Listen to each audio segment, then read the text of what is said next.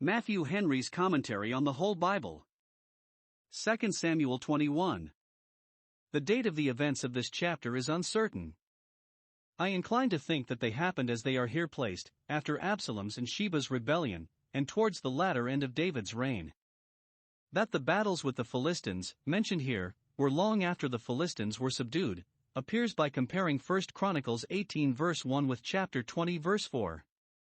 The numbering of the people was just before the fixing of the place of the temple, as appears 1 Chronicles 22 verse 1, and that was towards the close of David's life, and, it should seem, the people were numbered just after the 3 years' famine for the Gibeonites, for that which is threatened as 3 years' famine, 1 Chronicles 21 verse 12, is called 7 years, 2 Samuel 24 verses 12 and 13, 3 more, with the year current, added to those 3. We have here 1. The Gibeonites avenged, 1. By a famine in the land, verse 1. 2. By the putting of 7 of Saul's posterity to death, verses 2 to 9, care, however, being taken of their dead bodies, and of the bones of Saul, verses 10 to 14. 2. The giants of the Philistines slain in several battles, verses 15 to 22. A famine in Israel, the Gibeonites avenged, 1021 BC. 1. Then there was a famine in the days of David 3 years, year after year, and David inquired of the Lord. And the Lord answered, It is for Saul, and for his bloody house, because he slew the Gibeonites. 2. And the king called the Gibeonites, and said unto them, Now the Gibeonites were not of the children of Israel, but of the remnant of the Amorites, and the children of Israel had sworn unto them, and Saul sought to slay them in his zeal to the children of Israel and Judah. 3. Wherefore David said unto the Gibeonites, What shall I do for you?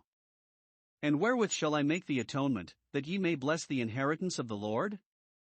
4. And the Gibeonites said unto him, We will have no silver nor gold of Saul, nor of his house, neither for us shalt thou kill any man in Israel. And he said, What ye shall say, that will I do for you. 5. And they answered the king, The man that consumed us, and that devised against us that we should be destroyed from remaining in any of the coasts of Israel, 6. Let 7 men of his sons be delivered unto us, and we will hang them up unto the Lord in Gibeah of Saul, whom the Lord did choose. And the king said, I will give them. 7. But the king spared Mephibosheth, the son of Jonathan the son of Saul, because of the Lord's oath that was between them, between David and Jonathan the son of Saul. 8. But the king took the 2 sons of Rizpah the daughter of Aiah, whom she bare unto Saul, Armani and Mephibosheth, and the 5 sons of Michal the daughter of Saul, whom she brought up for Adriel the son of Barzillai the Mahalathite. 9. And he delivered them into the hands of the Gibeonites, and they hanged them in the hill before the Lord, and they fell all 7 together, and were put to death in the days of harvest, in the first days, in the beginning of barley harvest. Here 1. We are told of the injury which Saul had, long before this, done to the Gibeonites, which we had no account of in the history of his reign, nor should we have heard of it here, but that it came now to be reckoned for. The Gibeonites were of the remnant of the Amorites, verse 2, who by a stratagem had made peace with Israel, and had the public faith pledged to them by Joshua for their safety. We had the story Joshua 9, where it was agreed, verse 23, that they should have their lives secured, but be deprived of their lands and liberties, that they and theirs should be tenants in villanage to Israel. It does not appear that they had broken their part of the covenant, either by denying their service or attempting to recover their lands or liberties, nor was this pretended, but Saul, under color of zeal for the honor of Israel, that it might not be said that they had any of the natives among them, aimed to root them out, and, in order to that, slew many of them. Thus he would seem wiser than his predecessors the judges, and more zealous for the public interest, and perhaps he designed it for an instance of his royal prerogative, and the power which as king he assumed to rescind the former acts of government, and to disannul the most solemn leagues. It may be he designed, by this severity towards the Gibeonites, to atone for his clemency towards the Amalekites. Some conjecture that he sought to cut off the Gibeonites at the same time when he put away the witches, 1 Samuel 28 verse 3, or perhaps many of them were remarkably pious, and he sought to destroy them when he slew the priests their masters. That which made this an exceedingly sinful sin was that he not only shed innocent blood, but therein violated the solemn oath by which the nation was bound to protect them. See what brought ruin on Saul's house. It was a bloody house. 2. We find the nation of Israel chastised with a sore famine, long after, for this sin of Saul. Observe, 1. Even in the land of Israel, that fruitful land, and in the reign of David, that glorious reign, there was a famine, not extreme, for then notice would sooner have been taken of it and inquiry made into the cause of it, but great drought, and scarcity of provisions, the consequence of it, for 3 years together. If corn miss 1 year, commonly the next makes up the deficiency, but if it miss 3 years successively, it will be a sore judgment, and the man of wisdom will by it hear God's voice crying to the country to repent of the abuse of plenty. 2. David inquired of God concerning it. Though he was himself a prophet, he must consult the oracle, and know God's mind in his own appointed way. Note, when we are under God's judgments we ought to inquire into the grounds of the controversy. Lord, show me wherefore thou contendest with me. It is strange that David did not sooner consult the oracle, not till the 3rd year, but perhaps, till then, he apprehended it not to be an extraordinary judgment for some particular sin. Even good men are often slack and remiss in doing their duty. We continue in ignorance and under mistake, because we delay to inquire. 3. God was ready in his answer, though David was slow in his inquiries. It is for Saul. Note, God's judgments often look a great way back, which obliges us to do so when we are under his rebukes.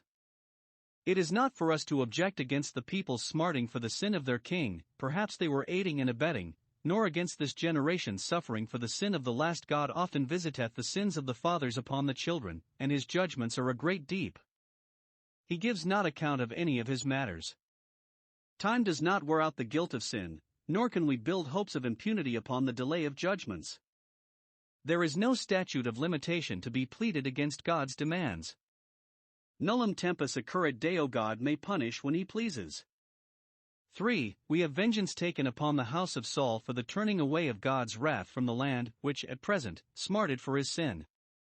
1. David, probably by divine direction, referred it to the Gibeonites themselves to prescribe what satisfaction should be given them for the wrong that had been done them. Verse 3.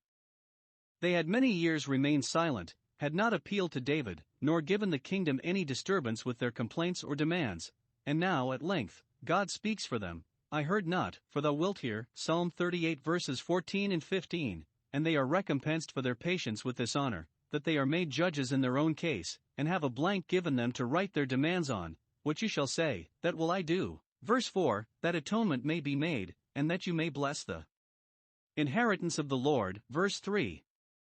It is sad for any family or nation to have the prayers of oppressed innocency against them, and therefore the expense of a just restitution is well bestowed for the retrieving of the blessing of those that were ready to perish. Job 29 verse 13. My servant Job, whom you have wronged, shall pray for you, says God, and then I will be reconciled to you, and not till then. Those understand not themselves that value not the prayers of the poor and despised. 2. They desired that 7 of Saul's posterity might be put to death, and David granted their demand. 1. They required no silver, nor gold. Verse 4. Note, money is no satisfaction for blood. See Numbers 35 verses 31 to 33. It is the ancient law that blood calls for blood. Genesis 9 verse 6. And those overvalue money and undervalue life, that sell the blood of their relations for corruptible things, such as silver and gold. The Gibeonites had now a fair opportunity to get a discharge from their servitude, in compensation for the wrong done them, according to the equity of that law. Exodus 21 verse 26, if a man strike out his servant's eye, he shall let him go free for his eye's sake. But they did not insist on this. Though the covenant was broken on the other side, it should not be broken on theirs. They were Nethinim, given to God and his people Israel, and they would not seem weary of the service. 2. They required no lives but of Saul's family. He had done them the wrong, and therefore his children must pay for it. We sue the heirs for the parents' debts. Men may not extend this principle so far as life. Deuteronomy 24 verse 16. The children in an ordinary course of law shall never be put to death for the parents. But this case of the Gibeonites was altogether extraordinary. God had made himself an immediate party to the cause and no doubt put it into the heart of the Gibeonites to make this demand, for he owned what was done. Verse 14, and his judgments are not subject to the rules which men's judgments must be subject to. Let parents take heed of sin, especially the sin of cruelty and oppression, for their poor children's sake, who may be smarting for it by the just hand of God when they themselves are in their graves. Guilt and a curse are a bad entail upon a family. It should seem, Saul's posterity trod in his steps, for it is called a bloody house. It was the spirit of the family, and therefore they are justly reckoned with for his sin, as well as for their own. 3. They would not impose it upon David to do this execution. Thou shalt not for us kill any man, verse 4, but we will do it ourselves, we will hang them up unto the Lord, verse 6, that if there were any hardship in it, they might bear the blame, and not David or his house. By our old law, if a murderer had judgment given against him upon an appeal, the relations that appealed had the executing of him. 4. They did not require this out of malice against Saul or his family. Had they been revengeful, they would have moved it themselves long before, but out of love to the people of Israel, whom they saw plagued for the injury done to them, we will hang them up unto the Lord, verse 6, to satisfy his justice, not to gratify any revenge of our own for the good of the public, not for our own reputation. 5.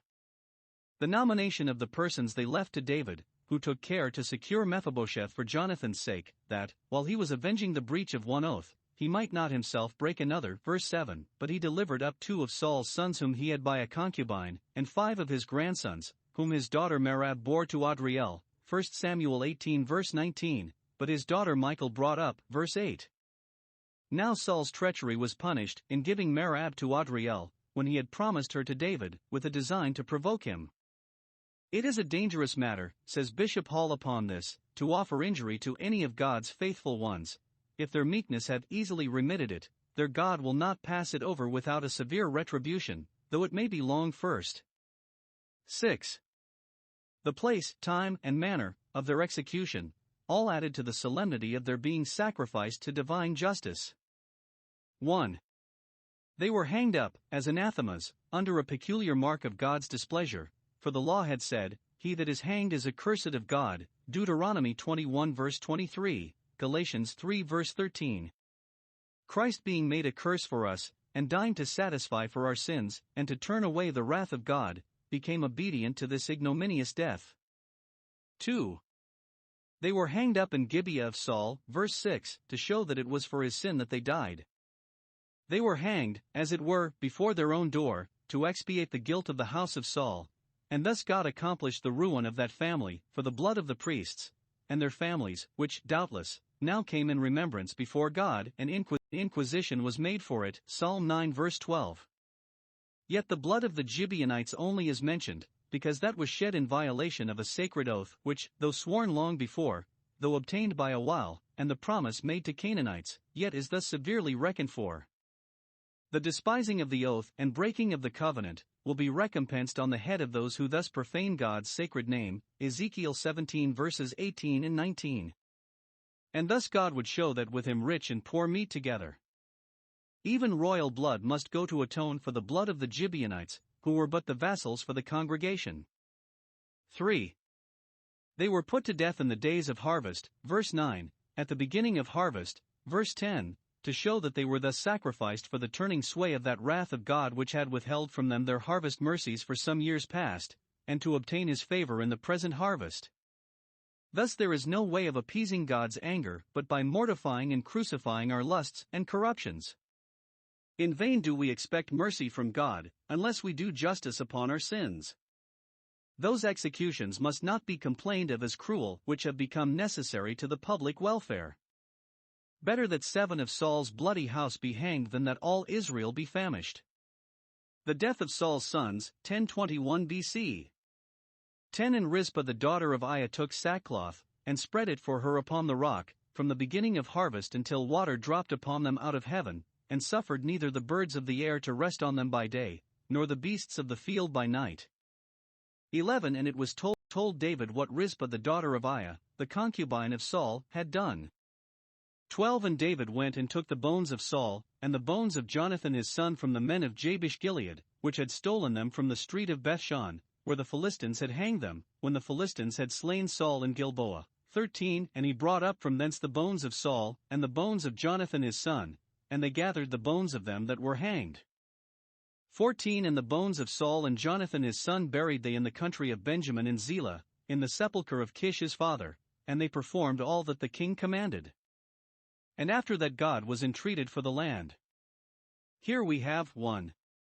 Saul's sons not only hanged, but hanged in chains, their dead bodies left hanging and exposed, till the judgment ceased, which their death was to turn away, by the sending of rain upon the land.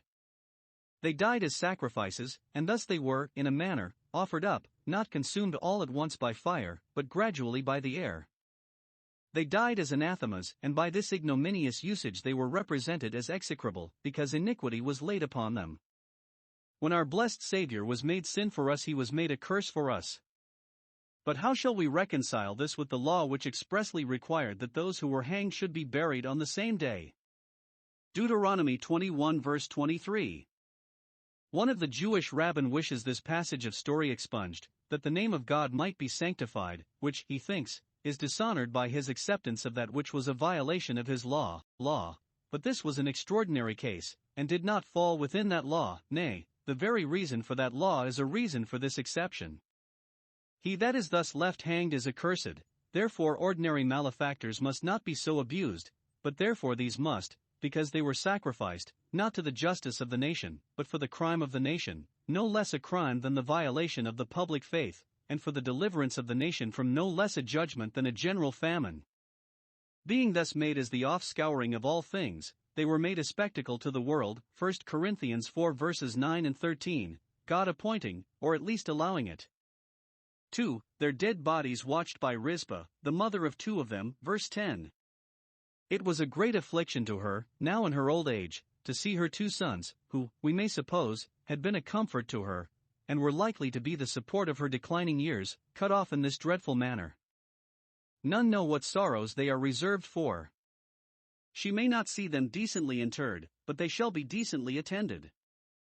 She attempts not to violate the sentence passed upon them, that they should hang there till God sent rain. She neither steals nor forces away their dead bodies, though the divine law might have been cited to bear her out, but she patiently submits, pitches a tent of sackcloth near the gibbets, where, with her servants and friends, she protects the dead bodies from birds and beasts of prey. Thus, 1. She indulged her grief, as mourners are too apt to do, to no good purpose. When sorrow, in such cases, is in danger of growing excessive, we should rather study how to divert and pacify it than how to humor and gratify it. Why should we thus harden ourselves in sorrow? 2. She testified her love. Thus she let the world know that her sons died, not for any sin of their own, not as stubborn and rebellious sons, whose I had despised to obey their mother. If that had been the case, she would have suffered the ravens of the valley to pick it out, and the young eagles to eat it. Proverbs 30 verse 17. But they died for their father's sin, and therefore her mind could not be alienated from them by their hard fate. Though there is not remedy, but they must die, yet they shall die pitied and lamented. 3. The solemn interment of their dead bodies, with the bones of Saul and Jonathan, in the burying place of their family. David was so far from being displeased at what Rizpah had done that he was himself stirred up by it to do honor to the house of Saul, and to these branches of it among the rest. Thus it appeared that it was not out of any personal disgust to the family that he delivered them up, and that he had not desired the woeful day, but that he was obliged to do it for the public good. 1. He now bethought himself of removing the bodies of Saul and Jonathan from the place where the men of Jabesh Gilead had decently, but privately and obscurely, interred them, under a tree, 1 Samuel 31 verses 12 and 13. Though the shield of Saul was vilely cast away, as if he had not been anointed with oil, yet let not royal dust be lost in the graves of the common people. Humanity obliges us to respect human bodies, especially of the great and good, in consideration both of what they have been and what they are to be. 2. With them he buried the bodies of those that were hanged, for, when God's anger was turned away, they were no longer to be looked upon as a curse, verses 13 and 14. When water dropped upon them out of heaven, verse 10, that is, when God sent rain to water the earth, which perhaps was not many days after they were hung up, then they were taken down, for then it appeared that God was entreated for the land. When justice is done on earth, vengeance from heaven ceases. Through Christ, who was hanged on a tree and so made a curse for us, to expiate our guilt, though he was himself guiltless, God is pacified, and is entreated for us.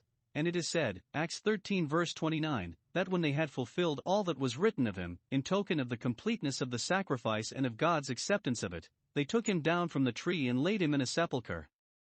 The giants subdued, 1020 BC.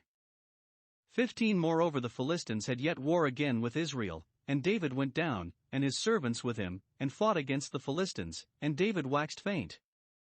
16 And Ishbi-Benob, which was of the sons of the giant, the weight of whose spear weighed 300 shekels of brass in weight, he being girded with a new sword, thought to have slain David. 17 But Abishai the son of Zeruiah succored him, and smote the Philistine, and killed him. Then the men of David sware unto him, saying, Thou shalt go no more out with us to battle, that thou quench not the light of Israel. 18 And it came to pass after this, that there was again a battle with the Philistines at Gob. Then Sibbecai the Hushathite slew Saph, which was of the sons of the giant. 19 And there was again a battle in Gob with the Philistines, where Elhanan the son of Jeroregim, a Bethlehemite, slew the brother of Goliath the Gittite, the staff of whose spear was like a weaver's beam. 20 And there was yet a battle in Gath, where was a man of great stature, that had on every hand 6 fingers, and on every foot 6 toes, 24 in number, and he also was born to the giant. 21 And when he defied Israel, Jonathan the son of Shirmaiah the brother of David slew him. 22 These 4 were born to the giant in Gath, and fell by the hand of David, and by the hand of his servants. We have here the story of some conflicts with the Philistines, which happened, as it should seem, in the latter end of David's reign. Though he had so subdued them that they could not bring any great numbers into the field, yet as long as they had any giants among them to be their champions, they would never be quiet, but took all occasions to disturb the peace of Israel, to challenge them, or make incursions upon them. David himself was engaged with one of the giants. The Philistines began the war yet again, verse 15. The enemies of God's Israel are restless in their attempts against them. David, though old, desired not a writ of ease from the public service, but he went down in person to fight against the Philistines. Senescit, non segnescit he grows old, but not indolent, a sign that he fought not for his own glory. At this age he was loaded with glory, and needed no more, but for the good of his kingdom. But in this engagement we find him, 1. In distress and danger. He thought he could bear the fatigues of war as well as he had done formerly, his will was good, and he hoped he could do as at other times. But he found himself deceived, age had cut his hair, and after a little toil he waxed faint. His body could not keep pace with his mind. The champion of the Philistines was soon aware of his advantage, perceived that David's strength failed him, and, being himself strong and well armed, he thought to slay David, but God was not in his thoughts, and therefore in that very day they all perished. The enemies of God's people are often very strong, very subtle, and very sure of success, like Ishbi-Benob, but there is no strength, nor counsel, nor confidence against the Lord. 2. Wonderfully rescued by Abishai, who came seasonably into his relief, verse 17. Herein we must own Abishai's courage and fidelity to his prince, to save whose life he bravely ventured his own, but much more the good providence of God, which brought him into David's succor in the moment of his extremity. Such a cause and such a champion, though distressed, shall not be deserted. When Abishai succored him, gave him a cordial, it may be, to relieve his fainting spirits, or appeared as his second, he, namely, David, so I understand it, smote the Philistine and killed him, for it is said, verse 22, that David had himself a hand in slaying the giants. David fainted, but he did not flee, though his strength failed him, he bravely kept his ground, and then God sent him this help in the time of need, which though brought him by his junior and inferior, he thankfully accepted, and, with a little recruiting, gained his point, and came off a conqueror. Christ, in his agonies, was strengthened by an angel. In spiritual conflicts, even strong saints sometimes wax faint, then Satan attacks them furiously, but those that stand their ground and resist him shall be relieved, and made more than conquerors. 3. David's servants hereupon resolved that he should never expose himself thus any more. They had easily persuaded him not to fight against Absalom, chapter 18 verse 3, but against the Philistines he would go till, having had this narrow escape, it was resolved in council, and confirmed with an oath, that the light of Israel, its guide and glory, so David should never be put again into such hazard of being blown out. The lives of those who are as valuable to their country as David was ought to be preserved with a double care, both by themselves and others. 2. The rest of the giants fell by the hand of David's servants. 1. Saph was slain by Sibbecai, one of David's worthies, verse 18, 1 Chronicles 11 verse 29. 2. Another, who was brother to Goliath, was slain by Elhanan, who is mentioned chapter 23 verse 24. 3. Another, who was of very unusual bulk, who had more fingers and toes than other people, verse 20, and such an unparalleled insolence that, though he had seen the fall of other giants, yet he defied Israel, was slain by Jonathan the son of Shemaiah. Shemaiah had one son named Jonadab, 2 Samuel 13 verse 3, whom I should have taken for the same with this Jonathan, but that the former was noted for subtlety, the latter for bravery. These giants were probably the remains of the sons of Anak, who, though long feared, fell at last. Now observe, 1. It is folly for the strong man to glory in his strength. David's servants were no bigger nor stronger than other men, yet thus, by divine assistance, they mastered one giant after another. God chooses by the weak things to confound the mighty. 2. It is common for those to go down slain to the pit, who have been the terror of the mighty in the land of the living, Ezekiel 32 verse 27. 3. The most powerful enemies are often reserved for the last conflict. David began his glory with the conquest of one giant, and here concludes it with the conquest of 4. Death is a Christian's last enemy, and a son of Anak, but through him that triumphed for us, we hope to be more than conquerors at last, even over that enemy.